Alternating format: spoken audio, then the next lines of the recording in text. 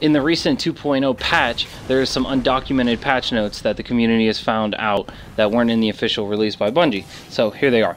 They fixed shooting yourself in the water would kill you. That no longer happens. Guardians now receive 3 motes of light for leveling beyond the max. That's like every 25,000 if I remember correctly. But you've probably been noticing it anyways that you've been getting random motes of light. Well, that's because you're supposed to. So anyways, Sunsingers no longer have 1-hit kill melee when they use their super. That sucks. Solar Wind no longer pushes fire team members. That's to avoid people trolling. Great times, great times. Nova Bomb has a dedicated reticle when you cast it. Nova Bomb does less damage the further you are from the center of it, so it's a slight nerf to Nova Bomb.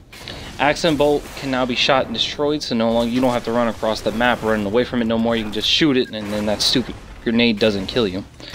Aftershock perk only gives lightning grenades 4 shocks instead of 5. Arc grenades now leave an electricity overlay on your screen. I think solar grenades do the same. I remember surviving one as a Titan, getting hit by the trip mine grenade and having some fire on the screen, and so I would assume Void does the same. Icebreaker heavy ammo glitch is patched. That sucks. Icebreaker now spawns with ammo and retains ammo after death. That's good. Who's Next perk has been adjusted to only proc on the final round. Stranger's Rifle is now a legendary weapon. Stranger's Rifle Lightning is now green. The Master perk on the No Land Beyond, they buffed it up a little bit. Audio now procs for Luck in the Chamber, Holding Aces, Mulligan, Last Round, Grave Robber, Secret Round, Clown Cartridge, Feeding Frenzy, Out of Ammo Indication, Suros Regime perk, and the Last Round. All of those have a sound effect whenever they proc the perk. Anyways, and then there's now visual stuff for like Outlaw, String of Curses, Reactive Reload, Feeding Frenzy, Crowd Control, Red Death, and bottom glass half full or half empty. The perk on guns, they now have like your gun will like glow, have a string of white like along the gun when you get into the perk of the gun. So those are all little stuff, quality of life shit that you'll notice on your gun. It's awesome. Armor. Voidfang Vestments will only return 1 grenade on spawn, because you used to be able to use it in like trials and have 2 grenades. This shit was dope.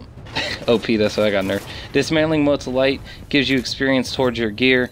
I think it gives experience just towards everything. Sparrows now spawn with full boost reserve.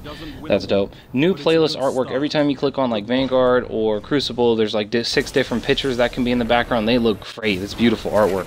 So that's just more, you know, little minor shit that's cool.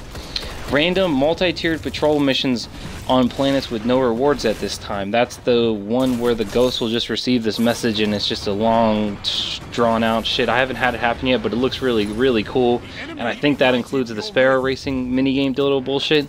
That has like 5 different tiers I've been seeing. But you, man, fuck that shit. I ain't even gonna bother with that. Control difficulty modifiers, but you can't change it yet. But they're there, so we don't know what that'll be like. That'll be interesting. I think that might be for the Dreadnought actually, but we'll see. Level 38 light, or level 38 light 190 wolves on Mars. I did a video on that. They're just there. You can kill them, but you don't get no reward for doing it. So it's just whatever at the moment. You can no longer do a jump trick in the subway to farm hive majors. I didn't know about it, but they instantly spawn when you go up top now, so you can just farm them cake now. Dead ghosts are in multiple different locations. I put up some videos. And there's a couple more. There's like 3 in the Crota raid, and there's 1 in the new Strike mission that's a PlayStation exclusive, but you can get into it on Xbox also. So there's that. Bunch of new ghosts. Go get that Grim. Raids. Crota's End normal mode gives Crota Bane reputation from chest and bosses. Crota's End hard mode gives Crota Bane reputation at checkpoints. Dismantling the Black Hammer gives you a Hammer Runestone. It's a green thing, but when you dismantle it, you get 100 Eris Morn rep. But don't dismantle it because we don't know what it'll have a use. It's not just, you know, Eris Morn rep type shit. So hold on to that if you have an extra Black Hammer around. Sword Bearers now automatically respawn if they fall off the ledge. It says Sword Bearers not gatekeepers, so just keep that in mind. So maybe you can probably still cheese the bridge forever and always. Faction quests unlock at level 25. So if you're level 25 in a faction and you pledge your allegiance, it'll give you an exotic quest line to get the exotic cloak or class item for that faction. And somebody said that they had they did a behind the scenes patch where they make it so it has a longer quest line. I have no idea. So I'm not that big of a tryhard. I don't think I have 25 on any character, so I can't tell you. But there's other people who have been doing it and shit. So if you have level 25 in that faction, pledge your allegiance to them, and you'll get some kind of quest line to do, and the reward will be an exotic class item for that faction. And many vendors, Amanda Holiday and Eva Levante included, have had their character models revamped. Eva Levante still looks like an old haggard lady, and Amanda Holiday always looking sexy as always. And that is the list of behind the scenes patch notes. So let me know if I missed any, if there's anything you've noticed. This is Big X7. Peace out. Make it cheese.